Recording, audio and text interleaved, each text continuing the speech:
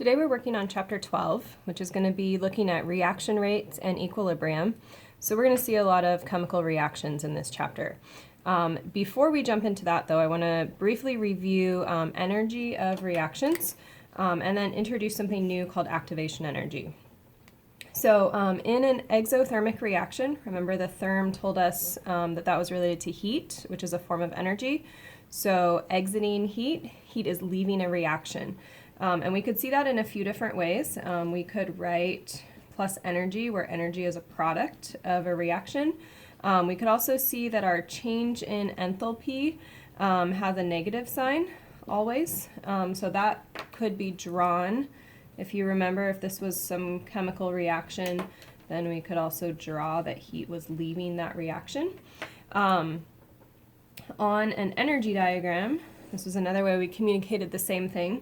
I would have my enthalpy, or H, over here, and then I would have my reaction progress on the x-axis. In an exothermic reaction, my reactants tend to start with relatively a lot of energy tied up in their bonds, and then by the end of the reaction, once it's progressed, my products down here have less energy than those reactants did. And so we had looked at this quantity of energy, the energy as we go from reactants to products, and we had defined that as our change in enthalpy, or a change in energy there. And if you notice, this is going to be a loss of energy, so the sign on this value is always going to end up being negative. Now, the new piece that we're going to do today is if you think about something like methane in your stove, if you turn the stove on, it doesn't light until you give it a little spark, right? So you have to have that spark and then the reaction goes. And so it's not enough just to have high energy reactants and have them turn into products. You need a spark and then the reaction happens. So the way that we draw that is we draw what we call activation energy. Activation energy is going to be a little bit of heat or some kind of energy to get this reaction going. And that heat is going to provide enough energy for what we call an effective collision between molecules. In other words, add some heat to get methane moving fast, oxygen moving fast, and then boom, they collide really well. That effective collision would be at the top of this curve here. So this is where I have enough energy that those particles are going to hit each other. And the quantity of energy it takes to get to that effective collision is going to be from your reactants to the transition state. So activation energy is what I just drew in pink here. And our transition state is where that effective collision happens. So let me keep this green here.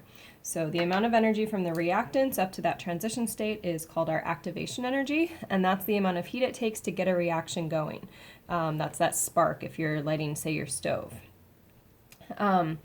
So we've seen exothermic. Let's review endothermic over here, and you'll notice on both of these as we work them that they both have some kind of energy change.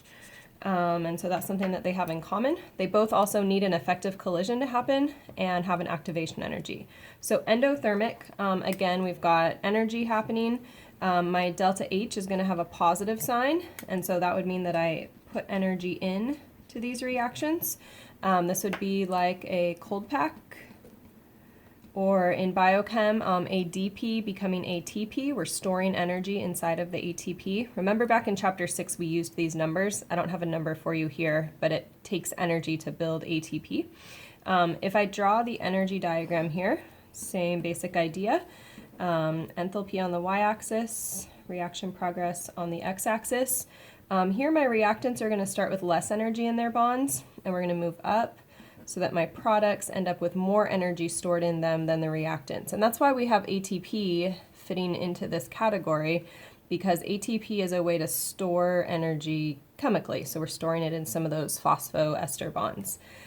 So if I want to see my change in enthalpy, I go from reactants to products, right? And if I draw this reaction here is absorbing energy, right? So energy is coming into that reaction to make the products. This is my delta H, and it's always going to be a positive value. Positive because the reaction is absorbing energy.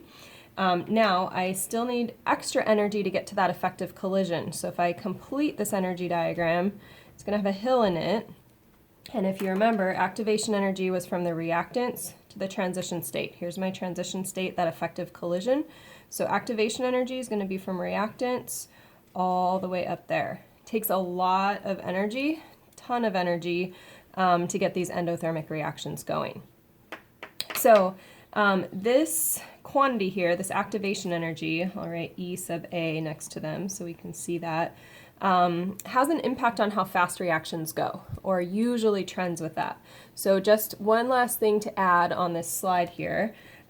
Usually, if activation energy is large, so that would be a picture like this, where it takes a ton of energy to get from my reactants to my products. Then I have a slow reaction because I have to build up or obtain all that heat before my reaction can finally go. So this would be an example here. If I have an activation energy that's small, then I'm able to have a fast reaction, and a picture for that would be reactants, and then here's my products. And so my activation energy over here is relatively small compared to the huge activation energy over here. And so this would be this reaction here. Also, you'll notice if the reactants and products are close, this may be reversible. So it might be relatively easy to go back and forth, and we see that a lot in our biochemical reactions. Over here, this reaction is going to need even more energy to reverse, so this is going to be a really hard one to reverse.